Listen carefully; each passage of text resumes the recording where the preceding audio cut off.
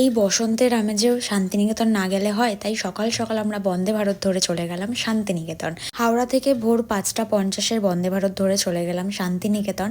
আর যেতে যেতে এত সুন্দর প্রাকৃতিক দৃশ্য, জাস্ট দারুণ লাগছিল। এত বাইরে কুয়াশা, দারুণ লাগছিল, দারুণ এক্সপিরিয়েন্সও দারুণ ছিল। আর আমাদের বন্দে ভারত থেকে দেওয়া হয়েছিল ব্রেকফাস্ট আর ক্যাপচার করতে আমি ভুলে গেছি, সাথে চা। তারপর আমরা দেখতে দেখতে পৌঁছে গেলাম শান্তিনিকেতন। একটা টোটো রিজার্ভ করলাম। দাদাটা আমাদের 1000 টাকা নিয়ে সারা দিন ঘুরিয়েছিল, সব জায়গা ঘুরিয়েছে। তো ফার্স্টে আমরা শুরু করলাম কঙ্কালীতলা মায়ের মন্দির দিয়ে। ফার্স্টে ভাবলাম পুজো দিয়ে নিই, তারপর বাকি সাইট সিন করা যাবে। তো পুজো দেওয়ার পর এই যে দেখা হয়ে গেল আমার এই কিছু নতুন বন্ধুদের সাথে, ওদেরকে খাওয়ালাম। তারপর আমরা খাওয়ার পরে আমরা এখানে দেখলাম কোপাই নদী থেকে চলে গেলাম বাড়িগুলো, যেখানে অনেক সিরিয়াল কিছু সামথিং শুটিং হয়েছিল, সেই স্পটগুলো দেখাচ্ছিল।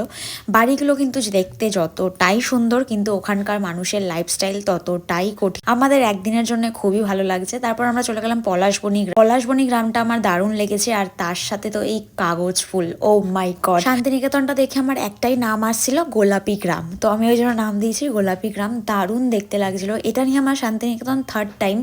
তাও মনে হয় যে প্রত্যেক বছর যাই। শান্তিনিকেতনটা পুরনো হওয়ার মতন জায়গাই নয়। দেন তারপর আমরা চলে গেলাম সৃজনী শিল্পগ্রামে। তারপর ওখান থেকে ঘুরে ঘুরে দেখলাম জায়গাটা প্রচুর বড়, আর দেখার মতন অনেক অনেক অনেক জিনিস রয়েছে। এত সুন্দর জায়গাটা, মানে ঘুরে শেষ করা যাবে না। আর এত ভালো, ওখান থেকে মনে হবে না বেরোই। তারপরে আস্তে আস্তে আমরা অমর্ত্য সেনের বাড়ি, আমার কুটির, আরও অনেক অনেক অনেক কিছু আমরা আস্তে আস্তে ঘুরে ঘুরে দেখেছি। সত্যি শান্তিনিকেতন জায়গাটা এতটা অপূর্ব যে এটা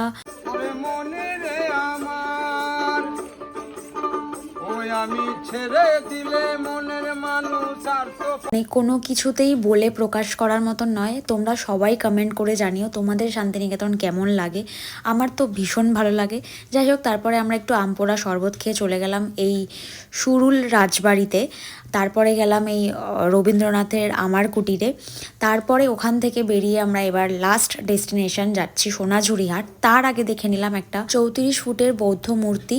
তারপর চলে গেলাম আমরা সোনাঝুরিহাটে। সেখানে গিয়ে আমরা শকুন্তলা রেস্টুরেন্টে, ওখানেই আমরা দুপুরের লাঞ্চ সারলাম। আমি ভেজ থালি নিয়েছিলাম, বাকিরা সবাই নিয়েছিল মাছ। ও আমি তো বলতেই ভুলে গেছি, আমার সাথে গেছিল আমি, মা, কুশল আর আমার বড় মাসি। তারপর সোনাঝুরিহাট থেকে আমরা প্রচুর প্রচুর কেনাকাটা করেছি। তোমরা অবশ্যই কমেন্ট করে জানিও তোমাদের এই শান্তিনিকেতনের মিনি ব্লগটা কেমন লাগলো। আর আমি এখানে স্ক্রিনে ওই টোটো দাদার নাম্বারটা দিয়ে দিচ্ছি, তোমরা চাইলে কন্ট্যাক্ট করে নিতে পারো। অনেক আমরা সোনাঝুরিহাট থেকে বেরিয়ে শান্তিনিকেতন স্টেশন থেকে সন্ধ্যের গণদেবতা ধরে ফিরে এলাম আমাদের বাড়ি।